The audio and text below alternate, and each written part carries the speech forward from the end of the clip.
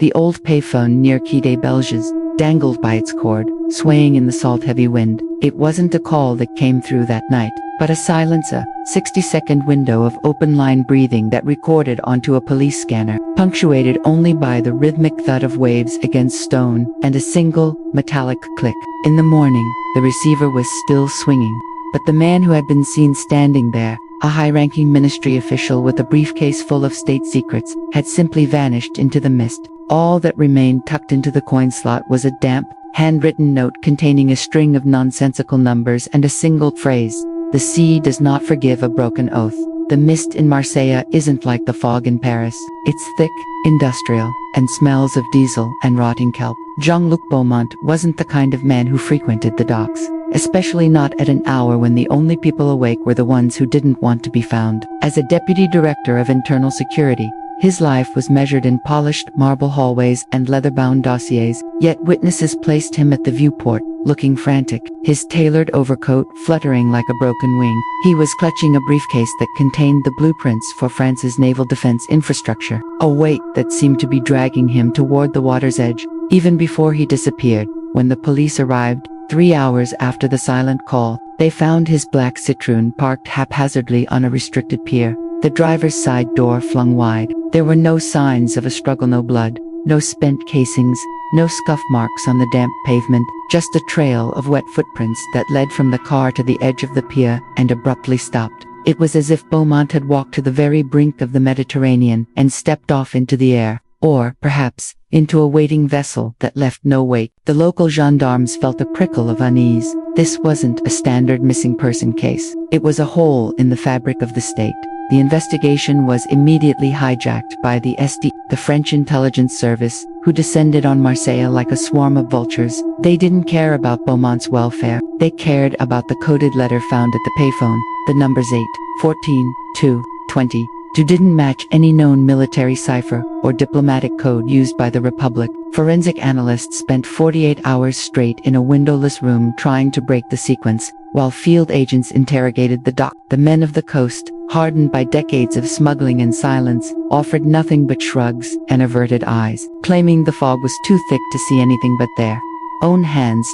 Deep in Beaumont's private residence in the hills of Cassis, his wife sat in a catatonic state, refusing to believe her husband was a traitor. She pointed the investigators toward his private study, where they found a hidden compartment behind a portrait of the 19th century naval fleet. Inside wasn't money or microfilm, but a collection of psychological evaluations Beaumont had performed on himself. He had become convinced he was being followed by the men with no shadows, a group he believed operated within the very government he served. The letters he left behind spoke of a great cleansing coming to the coast, a cryptic prophecy that suggested his disappearance was less of a kidnapping and more of a desperate escape from an invisible executioner. As the days turned into weeks, the psychological profile of Jean-Luc Beaumont began to fracture. He wasn't just a bureaucrat. He was a man obsessed with the occult history of the Mediterranean. He had spent his weekends mapping out the ancient limestone sea caves that honeycombed the coast between Marseille and Cassis, places where the water turned a bruised purple and the depths were unknown. His colleagues recalled him muttering about the Mediterranean Pact,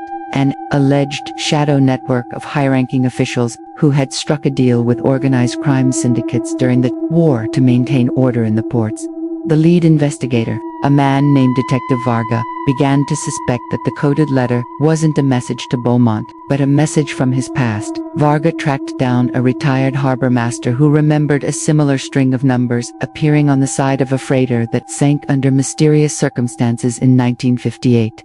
The connection was thin, but it suggested a lineage of secrets that stretched back decades. If Beaumont had stumbled upon the ledger of this pact, he wasn't just a missing official. He was a liability that needed to be erased from the record entirely. A breakthrough came when a young diver, scouring the seabed for lost anchors near the Frial archipelago, found a leather briefcase snagged on a coral outcrop. It was Beaumont's, but when the authorities opened it, expecting to find the defense blueprints, they found something far more disturbing. The briefcase was filled with heavy, smooth riverstones and a single photograph of a young girl standing in front of a burning farmhouse. On the back of the photo, in the same handwriting as the coded letter, were the words, "The debt is called." This discovery shifted the narrative from political espionage to a dark, Personal vendetta. The girl in the photo was identified as the daughter of a prominent resistance leader who had been betrayed during the Nazi occupation of Marseille. Beaumont's father had been the young officer in charge of the sector at the time. The implication was sickening. The sins of the father had finally caught up to the son, 30 years later. The shadow network wasn't a foreign power. It was a ghost from the 1940s, a vengeful lineage that had been waiting for the right moment to strike at the heart of the French establishment. Detective Varga began to feel the weight of the cover-up pressing down on him. Every time he made progress, his files would go missing, or witnesses would suddenly relocate to the French colonies. He realized that the Mediterranean Pact wasn't just a historical rumor. It was the current power structure of Marseille. The police, the port authorities, and even the intelligence agents he worked with were likely all tethered to this secret. He was investigating a crime where the culprits were the ones providing him with his equipment and his paycheck.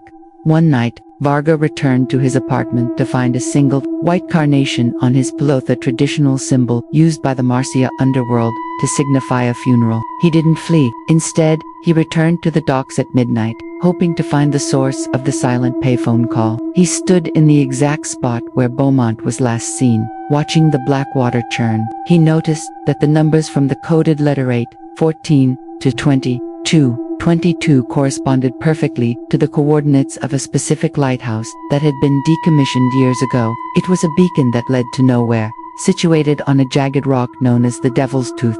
The lighthouse was a crumbling monolith of salt-stained stone, standing lonely against the battering of the sea. Varga hired a local fisherman who was too drunk to be afraid to take him out there under the cover of a moonless night. Inside the structure, the air was stagnant, smelling of old grease and something metallic. There were no signs of life, but as Varga climbed the spiral staircase, he found a room that had been converted into a makeshift office. On the desk was a tape recorder and a stack of transcripts of private conversations held by the highest leaders of the French government. It became clear that Beaumont hadn't been kidnapped for the defense blueprints. He had been using the blueprints as collateral to buy his way into this vantage point.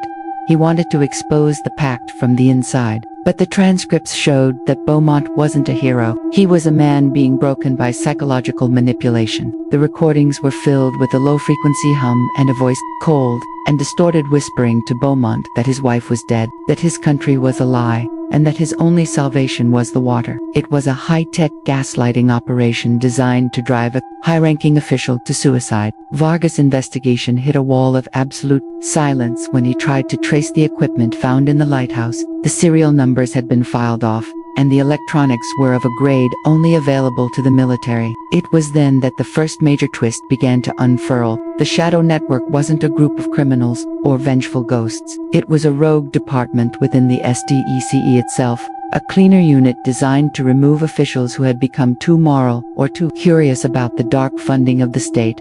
The coded letter wasn't a message to Beaumont, but a set of instructions for his executioners. The numbers 8, 14, 2, 20. 2 didn't just point to coordinates. When cross-referenced with the internal STEES directory, they corresponded to the badge numbers of 4 men who had been retired from the service years prior. These men were ghosts, living off the grid, performing the tasks that the Republic couldn't acknowledge. Beaumont hadn't walked off the pier. He had been escorted into the darkness by men who didn't exist, to a fate that was never meant to be recorded.